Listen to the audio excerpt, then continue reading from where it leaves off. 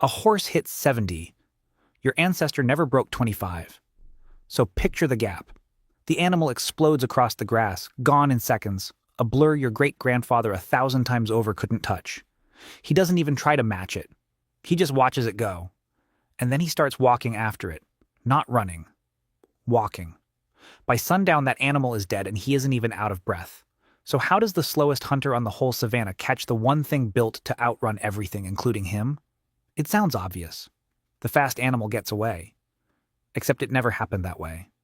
For most of your bloodline's time on this planet, speed was the loser's game, and your ancestors won by refusing to play it. When the scientists Dennis Bramble and Daniel Lieberman laid out the evidence in 2004, they pointed at something no other large hunter on the grass could do. Something so ordinary you did it walking to the kitchen this morning. The animal had claws, hooves, and 3 times the top speed. Your ancestor had a single advantage buried in his own flesh, and it turned every fast, frightened, faster-than-you creature on that plain into something he could run into the ground. Picture a gazelle the instant it spots him. It detonates. One heartbeat it's grazing. The next it's a streak of dust tearing across the open ground. 40 kilometers an hour and climbing. Gone behind the scrub before he's taken 3 steps. It won. That's what your eyes tell you, and your eyes are right, for about a minute. Because here's what that gazelle cannot do.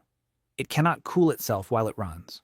Every 4-legged animal on that plain dumps heat the same way, by standing still and panting, throwing off warmth through a wide-open mouth. But it can't pant while it gallops. The lungs and the legs are locked to the same rhythm, breath chained to stride, so the moment it sprints, the one thing keeping it from cooking inside its own skin shuts off. The heat has nowhere to go. It climbs. A gazelle's core can spike 4.5 degrees in a hard run, enough to push a body past the line where it simply stops working, so it has to stop. Stand. Gasp the heat back out. And the instant it stops, the slow thing reappears on the horizon, still walking. Researchers still argue over how often this actually worked. But the logic of it is hard to outrun. The chase isn't a race. It's a slow execution dressed up as one. The animal burns through its own life in furious sprints while your ancestor spends almost nothing, closing the gap one collapse at a time. Run, recover, run, recover. Except each recovery is shorter, each sprint hotter until the heat wins. The gazelle doesn't get caught, it overheats, its own engine redlining until the body quietly powers itself down, and folds into the grass while the hunter walks the last few meters and finishes it with a stone. No claws, no speed. Just a creature that couldn't be made to stop, chasing one that couldn't keep going. But the slow walk was never the real weapon. The weapon was something stranger, something happening behind the hunter's eyes the entire time. And here's where it gets strange. The gazelle is gone, over the rise, out of sight, no dust left hanging in the air. By every rule of the hunt, the trail is dead. The hunter crouches. In the dirt is a scuff no wider than your thumb, a blade of grass bent the wrong way, a fleck of saliva still wet at the edge of a track. To you it's nothing. To him it's a sentence, and he reads it the way you read this line, left to right, certain, without effort. The animal went this way. It's tiring. It's favoring the left side. It stopped here, longer than last time. He has never seen the gazelle since it vanished. He doesn't need to. He's not chasing the animal. He's chasing the story the animal leaves behind in the ground. This is the weapon, and it isn't in his legs at all. It's the thing doing the reading. Long before anyone wrote a word or counted past 10, your ancestors were running the first science on Earth, gathering signs, building a theory, predicting where a thing they couldn't see would be, and testing it with their own feet. A wrong guess meant the trail went cold and the family went hungry, so the brains that guessed right are the ones that became yours. And underneath that brain ran the engine that made the whole thing possible. Your ancestor had shed almost all his fur and grown millions of tiny taps in his skin, each one weeping water to pull heat off the body as fast as it built up. A cooling system soaking his shirt at the gym today, running on nothing but sweat and patience, while the animal he tracked had only a gaping mouth and nowhere to put the heat. Bare skin, a million little valves, a brain that reads the dirt like a page. The body that did this is still yours. But your ancestors didn't stop at turning themselves into the perfect hunter. They started turning the land itself into a weapon the animal could never read. But here's the part that changes everything. Picture the herd at a dead run, 100 animals pouring across the flat in a river of muscle, and on either side of them a low wall of stacked stone. They don't slow for it. Walls mean nothing to a sprinting gazelle. It just runs the channel between them, and the channel feels like open ground, like escape. Except the two walls are leaning toward each other. A kilometer ahead they almost touch, and where they meet, hidden until the last stride, the earth drops away into a pit deeper than a man is tall. The herd doesn't run into a trap.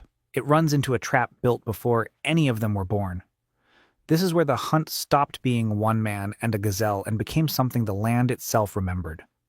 Across the deserts of the Middle East, archaeologists have found more than 6,000 of these stone funnels, some with arms stretching for kilometers, scarred into the ground and visible now only from the sky.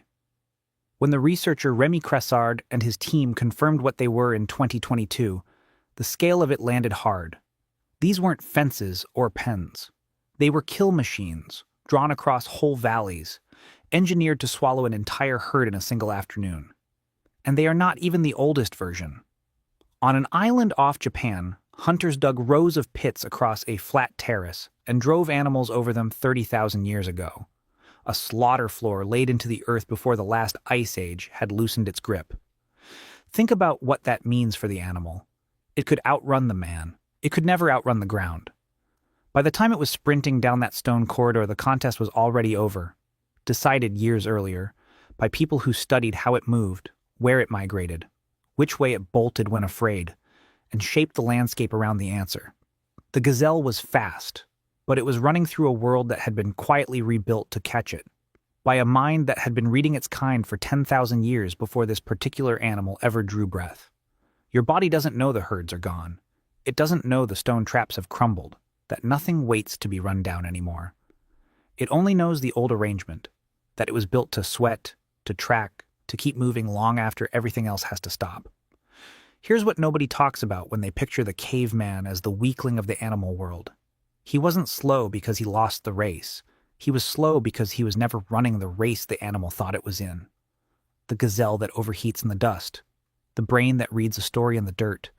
The valley quietly reshaped into a trap. They look like three different things. They're one thing seen from three depths. And here's the other part nobody talks about.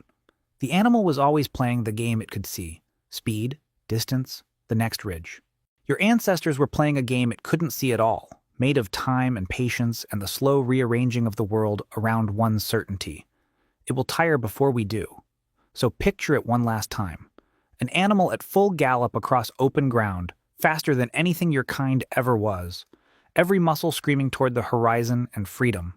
And somewhere behind it, too far back to matter, a single figure walking. Not hurrying, not even watching that hard. Just moving.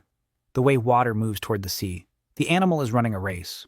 It has always been running a race, against the next ridge, the burn inside its own chest. Your ancestors never entered that race.